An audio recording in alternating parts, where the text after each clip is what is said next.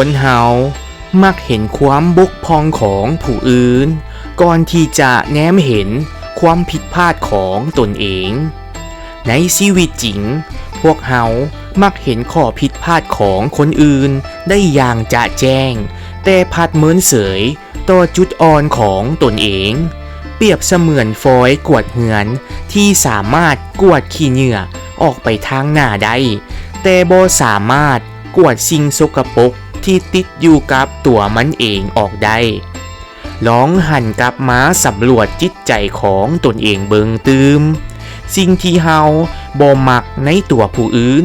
อาจเป็นสิ่งที่สะท้อนถึงบางอย่างที่อยู่ในตัวเฮาก็เป็นได้การเติบโตที่แท้จริงบ่แม่นการจับผิดผู้อื่นแต่แม่นการกล้าที่จะยอมรับและปรับปรุงแก้ไขตนเองเมื่อจิตใจของเฮาสะอาดแล้วโลกอ้อมตัวเฮาก็จะสดใสและสะอาดขึ้นตามๆกัน